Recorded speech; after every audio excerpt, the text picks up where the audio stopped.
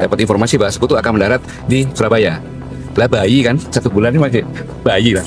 Bingung, Pak Dirman lapor kepada Bung Karno dan untuk minta kepada Kiai Haji Hasyim Asy'ari di sini untuk solusinya apa. Dan Kiai Hasyim Asy'ari tidak langsung jawab, sholat istiqoroh dulu ya.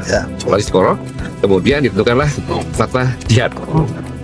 Nah kemudian seharusnya serangannya itu pada tanggal 9 November. Tapi Kiai Haji Hasyim Asy'ari mengatakan kita tunda dulu menunggu singa Jawa Barat. Yang dikatakan singa Jawa Barat itu adalah Kiai Abbas Sidit dan Mbah Mukayyim dari Buntut Cirebon. Jadi bukan hanya dari sini, itu gabungan semuanya. Semua alumni dari sini yang kurang lebih 20 ribuan Pak ya, yang sudah nyebar itu datang lagi ke sini semuanya untuk bersama-sama melakukan perlawanan. Dan perlawanan yang heroik tersebut itu yang memimpin, beliau yang punya ide tapi memimpin didelegasikan kepada Kiai Abbas dengan doa-doanya.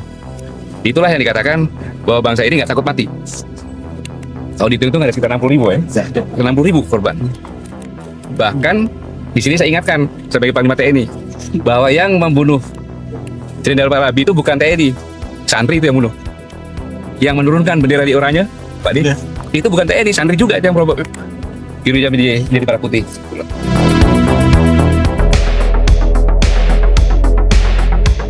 Bayangkan sebuah tempat di mana ribuan anak muda bangun sebelum matahari terbit, bukan untuk bermain get-get, tapi untuk menimba ilmu, membaca kitab, dan melatih hati. Tempat itu adalah pondok pesantren, sebuah ruang kehidupan yang menumbuhkan ilmu, adab, dan pengabdian. Namun, suatu hari, sebuah tayangan televisi nasional, yaitu Trans 7, menampilkan cuplikan yang membuat banyak orang marah. Tayangan itu seolah menggambarkan bahwa kehidupan di pesantren penuh tekanan, bahwa santri harus tunduk buta pada kiai, bahkan dilabeli dengan kata yang sangat menyakitkan, yaitu feodalisme. Program itu ditayangkan oleh Trans 7. Dalam salah satu episodenya, mereka menampilkan narasi yang dianggap menjelekan kehidupan pesantren. Cuplikan itu viral, publik pun marah. Ribuan alumni pesantren bersuara, dan berbagai organisasi Islam seperti RMI PBNU yang melayangkan protes keras. Mereka menilai tayangan tersebut tidak hanya salah paham, tapi juga berbahaya karena bisa menciptakan stigma negatif pada lembaga yang selama ratusan tahun telah mendidik generasi bangsa. Hari ini kita tidak akan bicara soal amarah, kita akan bicara soal kebenaran, tentang bagaimana sistem pendidikan pesantren sebenarnya bekerja dan mengapa tuduhan feodalisme itu sangat tidak tepat.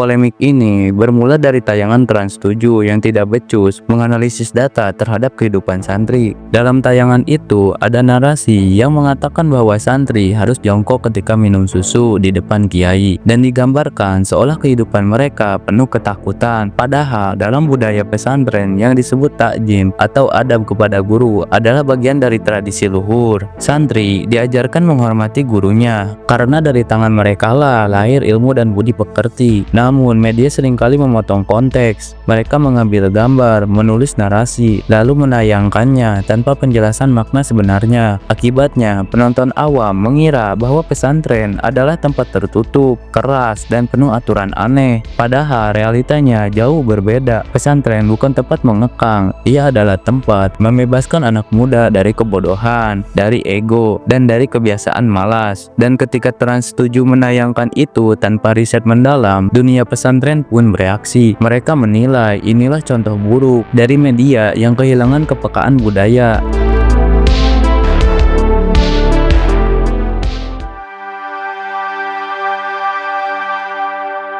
Mari kita menelusuri kehidupan sehari-hari di sebuah pondok pesantren. Pagi-pagi buta, azan subuh berkumandang. Para santri bangun, berwudu, dan menuju masjid dengan langkah yang tenang. Setelah sholat, mereka duduk bersila, membaca Al-Quran, atau mendengarkan nasihat dari kiai. Setelah itu, sebagian menuju dapur, membantu memasak untuk teman-teman mereka. Sebagian lain membersihkan halaman, menyapu ruang kelas, atau mengurus kebersihan kamar. Semua dilakukan dengan rasa tanggung jawab, bukan karena dipaksa, tapi karena mereka tahu inilah bagian dari pendidikan kehidupan. Kemudian jam pelajaran dimulai, mereka belajar ilmu agama seperti fikih, tafsir, hadis, juga ilmu umum seperti matematika, bahasa Inggris, dan sains. Banyak pesantren saat ini menggabungkan kurikulum nasional dengan pendidikan khas pesantren. Ketika malam tiba, mereka belajar bersama, membaca kitab, berdiskusi, dan berlatih berbicara di depan teman-temannya. Dari luar, orang mungkin melihat hidup di pesantren itu keras, tapi di balik kedisiplinan itu ada cinta dan nilai luhur. Para kiai tidak memperlakukan santri sebagai bawahan, tetapi sebagai anak. Mereka menegur karena sayang, mereka mendidik karena ingin generasi bangsa menjadi kuat dan berakhlak.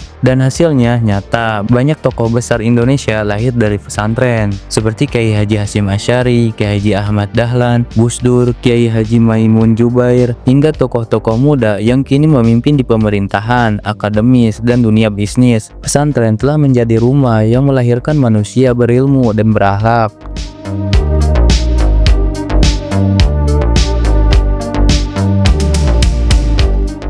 Sekarang kita masuk ke bagian paling penting, tuduhan bahwa pesantren adalah lembaga feodal.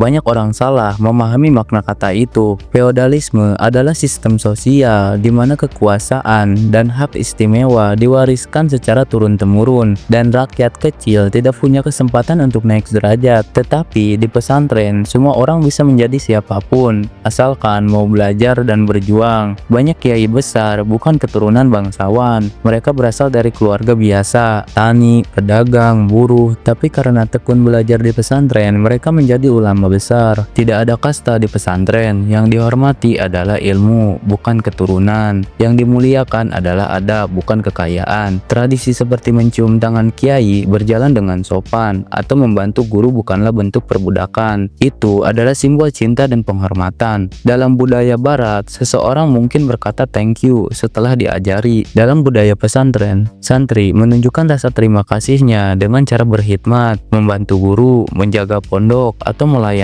tamu. Itu bukan paksaan, melainkan bentuk pengabdian. Mereka tahu berkat barokah guru, ilmu menjadi berkah, maka mereka menghormatinya bukan karena takut, tapi karena cinta. Di pesantren juga tidak ada paksaan ekonomi atau politik. Santri bisa keluar kapan saja, bisa melanjutkan kuliah, bekerja, atau kembali ke masyarakat. Tidak ada yang menahan mereka. Maka sangat tidak adil jika pesantren disamakan dengan sistem feodal. Pesantren adalah lembaga sosial dan pendidikan, bukan kerajaan kecil. Dan bahkan banyak pesantren kini membuka sistem musyawarah. Keputusan tidak hanya di tangan kiai, tapi juga melibatkan pengurus dan alumni. Ini menunjukkan bahwa pesantren bukan otoriter, tapi partisipatif.